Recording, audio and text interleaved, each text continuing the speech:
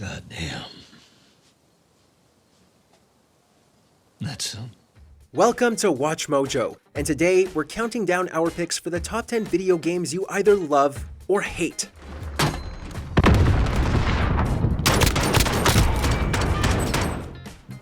I think you're gone. What the hell? Didn't mean to grab you so hard. And let's just drive until we find somewhere for us.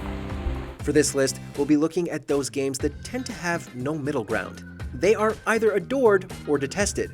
What's a popular game you hate? Let us know in the comments. Number 10, Souls series.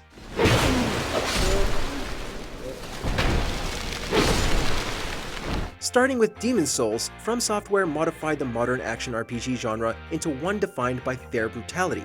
Set in twisted worlds with deep but unobtrusive lore, the Dark Souls games are unflinchingly difficult, as the road to victory is laced with death, grotesque monstrosities, and environmental dangers.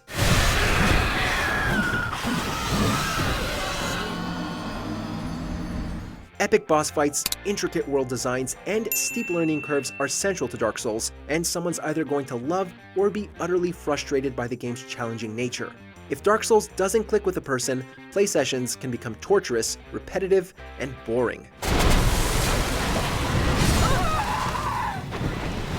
Number 9, BioShock Infinite.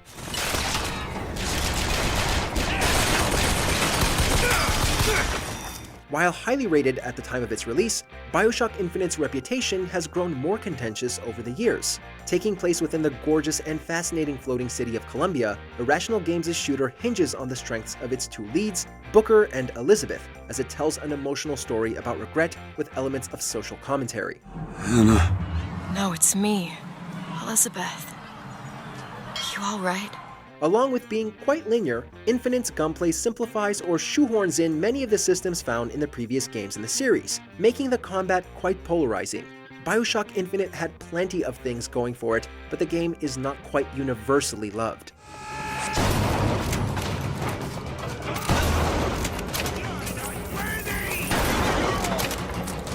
Number 8, Gone Home.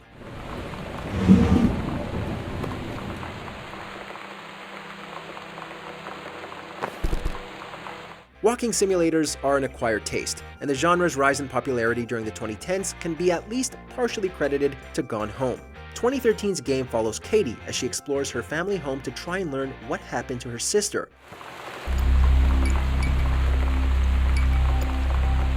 Gone Home has very little in the way of traditional gameplay or even plot momentum, opting to focus almost exclusively on exploration and atmosphere. If the drama resonates with the player, Gone Home can be an unforgettable experience. If it doesn't, the game can feel like a waste of time. And let's just drive until we find somewhere for us. Number 7, The Legend of Zelda, Skyward Sword.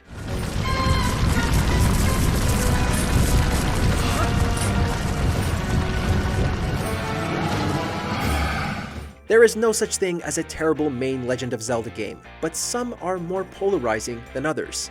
Released for the Wii, Skyward Sword uses motion controls, which can oscillate from being awesomely immersive to infuriatingly finicky.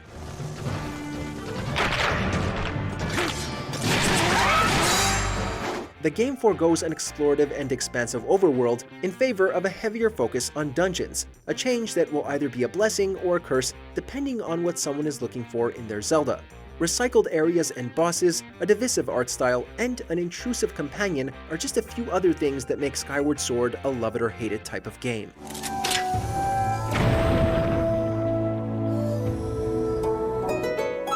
Number 6, Call of Duty franchise.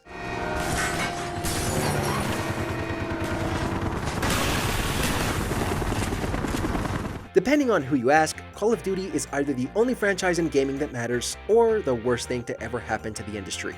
Activision's yearly release schedule and ever-evolving multiplayer modes mean the first-person shooter license has not left the public discourse for over a decade, and that type of exposure is exhausting.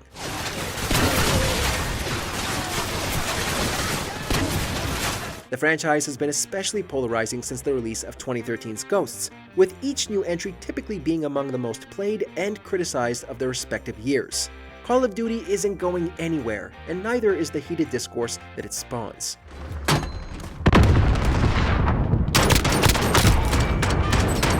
Number 5. Five Nights at Freddy's franchise.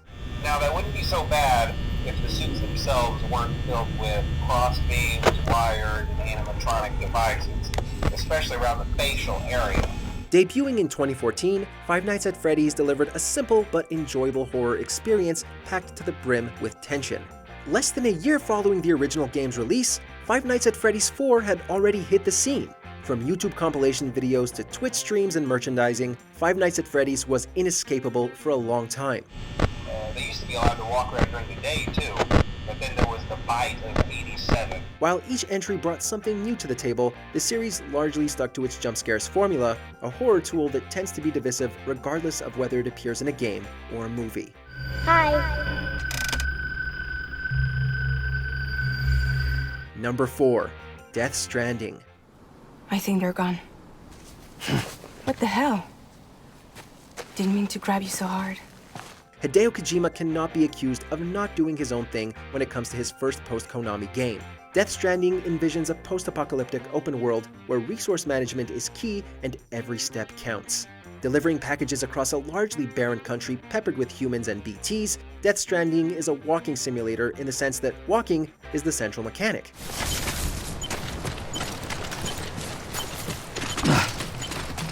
Planning the safest route to travel from point A to point B is absorbing, but the act of getting there can be frustrating. Death Stranding's uniqueness is both the game's greatest strength and the thing that ensures it's not for everyone.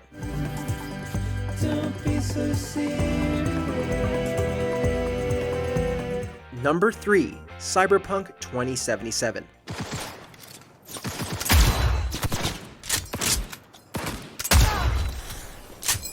Sometimes, the line separating fans from haters is pretty simple. A person's mileage with Cyberpunk 2077 will depend almost entirely on their system of choice. On PC and 9th gen consoles, CD Projekt Red's RPG runs well enough to not hamper the game's strong story, NPCs, and world building. The gameplay, while nothing too special, is also generally serviceable. The hell was that, Lisa? Get your glasses? For the PS4 and Xbox One versions, Microsoft and Sony started to issue full refunds as Cyberpunk 2077 was just that buggy. The RPG was even pulled from the PlayStation Store. Buying a game and then finding it is barely playable seems like an understandable reason to be upset. Still don't believe you were there. But what the hell? Only a real fan can know something like that. Number 2. Fortnite.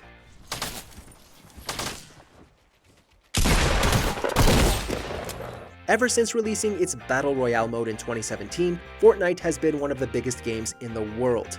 With an unbeatable price tag, accessible but not shallow gameplay, stylistic visuals, and all of the skins in the world, Epic's release is great as an entry-level game while still offering something for more seasoned players.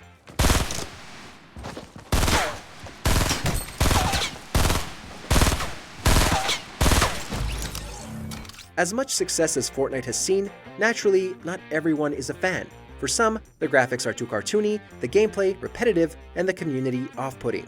Fortnite's popularity makes it somewhat difficult to ignore.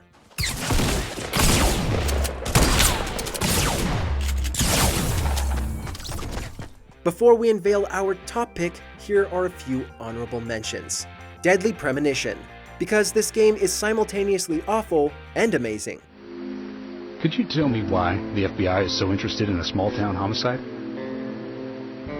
Let's just say it's a personal interest in killers of young women. I'm always looking for new sample cases to help me with my profiling. Star Fox Adventures, because this is a good game, but a terrible Star Fox game. Haven't you finished that translator yet? It's nearly ready, Fox. I just need a bit more time. Slip me out. Fable 3, because it strips away too many elements that made its predecessor so memorable.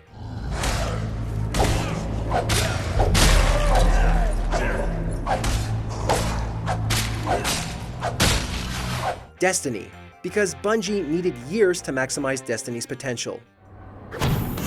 Wisely. Back out into the dark, Hunter. Before we continue, be sure to subscribe to our channel and ring the bell to get notified about our latest videos. you have the option to be notified for occasional videos or all of them.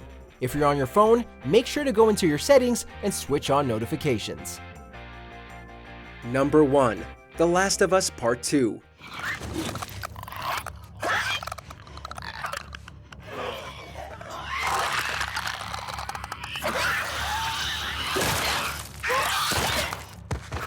If nothing else, Naughty Dog's sequel to 2013's The Last of Us knows how to get a reaction. The Last of Us Part 2 story is the biggest point of contention and will make or break the experience for most people. The game takes plenty of huge risks not only in its story beats, but the overall narrative structure, crafting a bleak tale with very little in the way of light moments. Yes, I believe, and I believe, 'cause I can see.